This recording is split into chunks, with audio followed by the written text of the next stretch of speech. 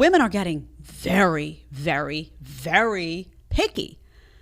Very picky. It's like, you got to make six figures. You got to have the nice car. You got to have the nice apartment that you keep really nice. You got to be a protector.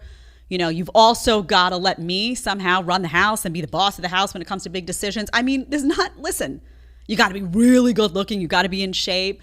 And what I always say is, when you make these demands, always look in the mirror and self-reflect. What are you bringing to the table? What are you willing to do? Do a proper, realistic self-assessment, because otherwise you're only hurting yourself. You're going to say, oh, all these guys aren't good enough for me. I'm not even going to give them the second look. And maybe there are some really good guys out there that maybe they're not a 10, but maybe you're not a 10 either. And maybe a realistic assessment of that would open up a whole bunch of really wonderful opportunities for you that could work out really well.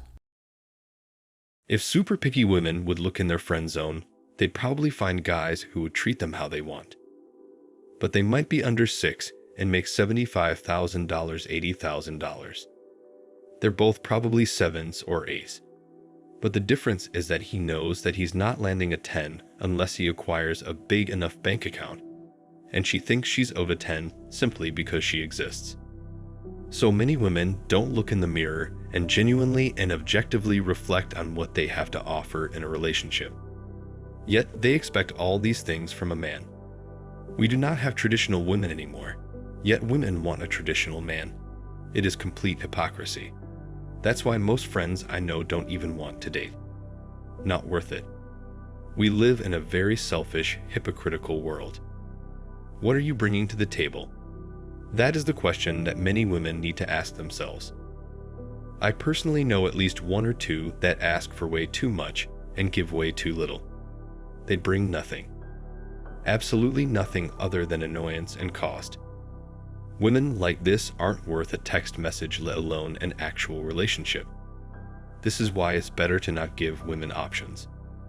You give them a very strict set of choices and phrase it in a way that this is all they get, and they have to make a choice.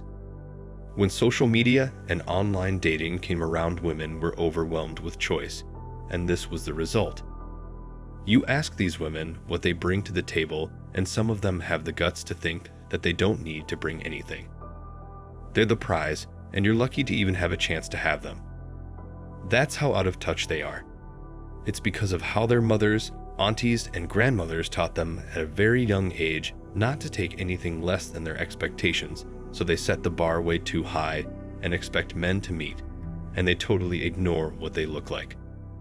There will be a day when women will realize that they have defamed themselves and destroyed the relationship between younger women and men because of their negative attitude toward men. Once heard a young woman say, "It's better having a quarter of a real top-notch man by sharing than having an average one fully to yourself." That was the turning point for me. Words like commitment, accountability, trust, and even love mean a lot to me, but hardly to women. Having high standards is awk. If you're also high up yourself. I've seen way too many large women expecting to meet a male fitness model with 7-figure income that's also loyal. Dudes with 6-figure incomes aren't generally loyal, especially to large women over 30. Most people after winning the lottery waste it all away shockingly, quickly leaving themselves worse off in the end. Women are handed a winning lottery ticket at 18, but it seems they waste that currency until it's gone when they face the wall, and then the music stops. What value did they create in their youth? Make a family. Did you develop your character into someone that people enjoy being around? This approach often works because many men are lonely and insecure, so many women learn the game, so to speak. Dating sites, adult sites, etc. Who usually go there? Men.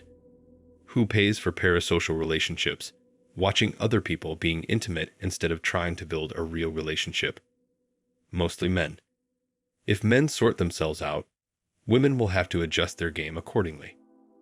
Also, it goes down to a simple fact.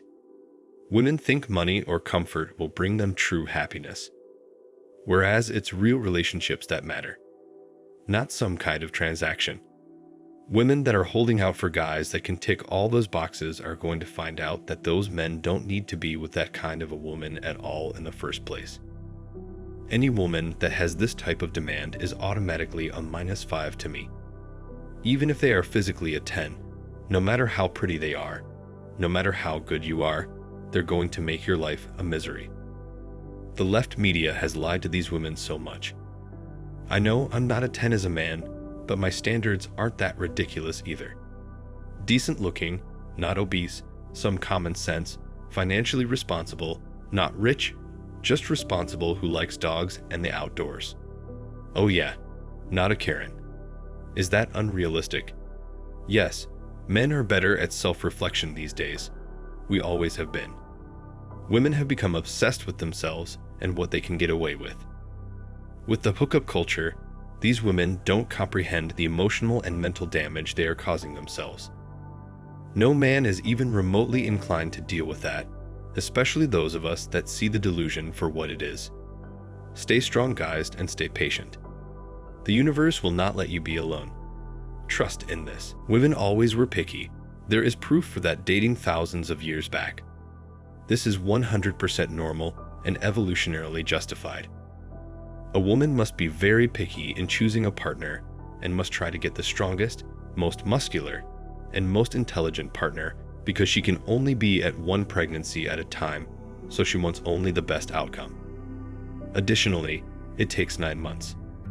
A man, on the other hand, can fertilize several women in just one night, and dozens if not hundreds in a month, and he does not have to walk with a baby in the belly for 9 months after that. Man, therefore, doesn't have to be concerned about the best outcome, but about quantity.